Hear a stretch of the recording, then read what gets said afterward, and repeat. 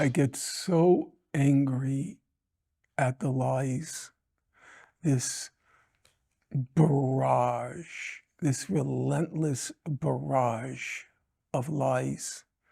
One of the things that's different about the Israel-Palestine conflict than, say, South Africa with apartheid. One of the big differences, obviously there are many differences, but from my vantage point, one of the big differences, the struggle for apartheid begins, I'm not talking about South Africa, it begins here, the struggle against apartheid. It begins in the 1960s, 70s. It's after the civil rights movement. So it's impossible to defend apartheid. It's a lost cause. So the South Africans made no intellectual attempt to defend apartheid. Here I'm talking about. You know, they would say they were anti-communist, obviously, and they were a bastion of Western civilization in Africa, and there are all the minerals in Africa, so they're an important ally. They would try to make strategic arguments, or it was a modern industrial society, so they made economic arguments, but they never tried to defend it intellectually.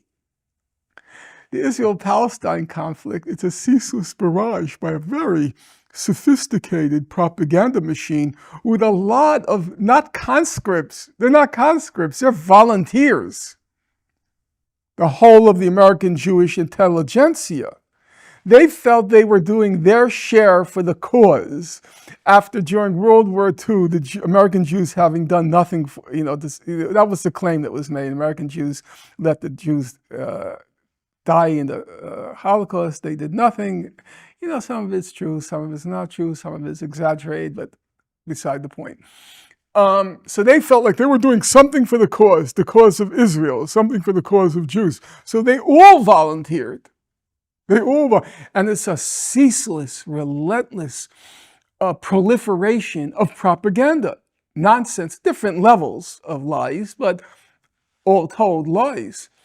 And so it's a full-time business trying to counter it.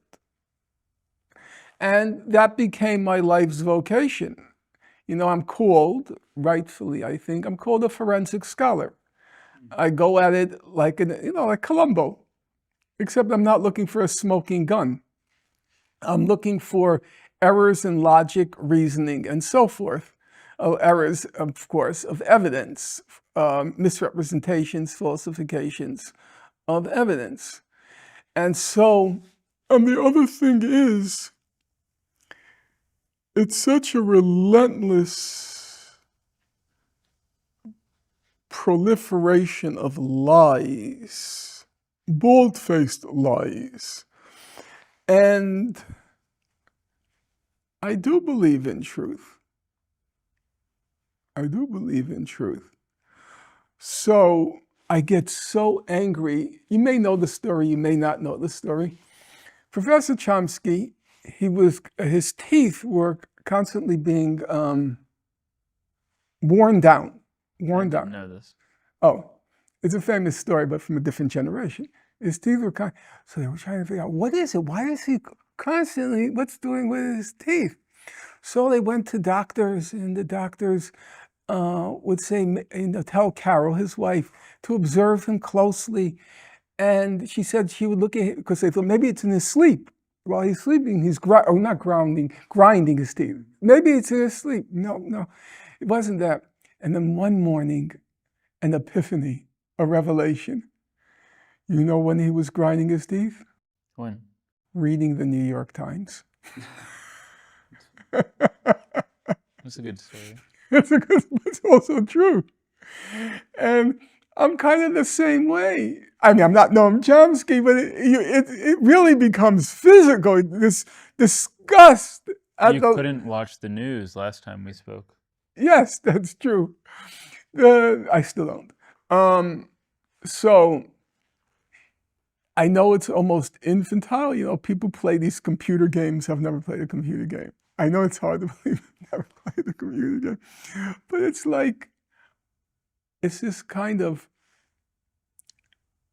imaginary victory when I'm on the computer and I'm exposing the lies.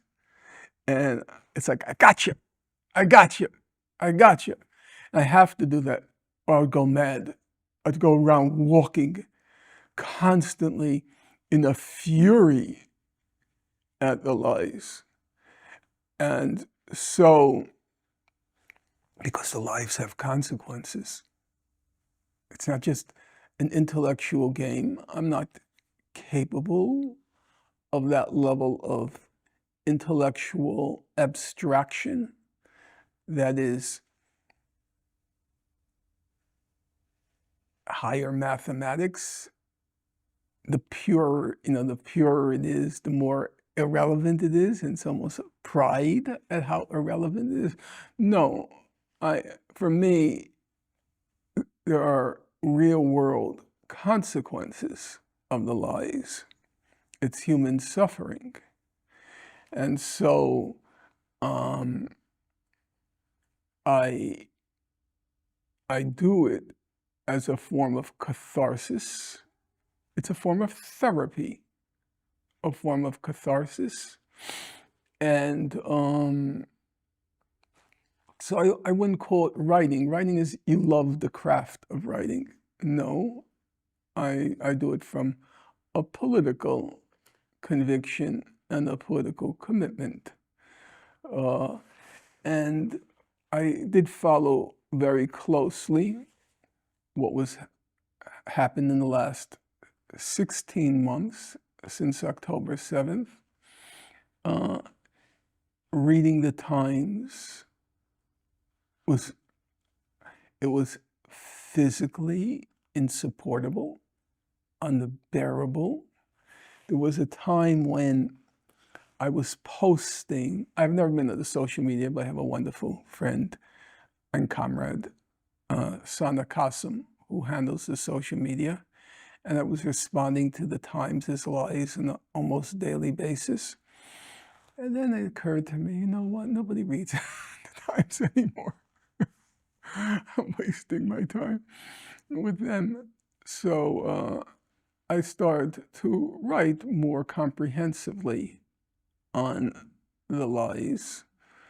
And then I focused on issues which were important, I felt.